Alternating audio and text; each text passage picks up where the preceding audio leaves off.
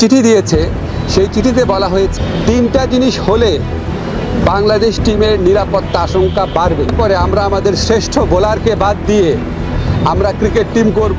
একজন ক্রিকেটার, কিন্তু তার উপস্থিতিতেই নাকি পুরো বিশ্বকাপের নিরাপত্তা ঝুঁকিতে পড়তে পারে। শুনতে অবাক লাগলেও বাস্তবতা ঠিক এমনই। বাংলাদেশের কাটার মাস্টার মুস্তাফিজুর রহমানকে দলে রাখলে ভারতের মাটিতে নিরাপত্তা সংখ্যা বাড়বে, এমন সতর্কবার্তা দিয়েছে স্বয়ং আইসিসি। কূটনীতি, ক্রিকেট আর নিরাপত্তা সব মিলিয়ে 2026 টি-20 বিশ্বকাপের আগে তৈরি হয়েছে ভয়ঙ্কর জটিলতা। তাহলে কি মুস্তাফিজ ছাড়া বিশ্বকাপ খেলতে হবে বাংলাদেশকে, নাকি বিশ্বকাপ থেকেই নাম প্রত্যাহার করে নেবে বাংলাদেশ ক্রিকেট বোর্ড? চলুন জেনে নেই বিস্তারিত।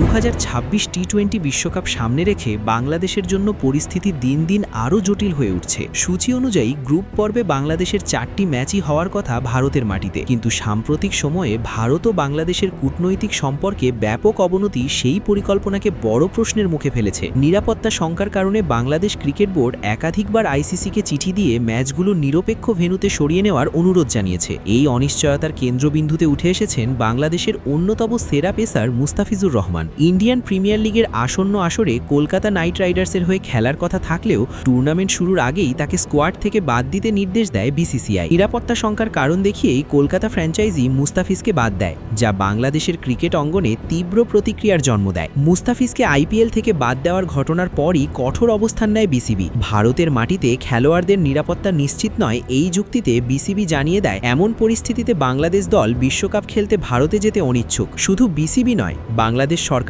পক্ষ থেকেও ক্রিকেটারদের নিরাপত্তা নিয়ে উদ্বেগ প্রকাশ করা হয় এবং দল পাঠানো নিয়ে সতর্ক অবস্থানের কথা বলা হয়। এই প্রেক্ষাপটেই আইসিসিকে চিঠি পাঠায় বিসিবি। সর্বশেষ চিঠির জবাবে আইসিসিও বিষয়টিকে হালকাভাবে নেয়নি, বরং আইসিসির নিরাপত্তা ইউনিট স্পষ্টভাবে জানিয়েছে ভারতের মাটিতে বাংলাদেশের ম্যাচ আয়োজন নিয়ে একাধিক নিরাপত্তা ঝুঁকি রয়েছে। বাংলাদেশের ক্রীড়া উপদেষ্টা আসিফ নজরুল এ বিষয়ে গুরুত্বপূর্ণ তথ্য প্রকাশ করেন।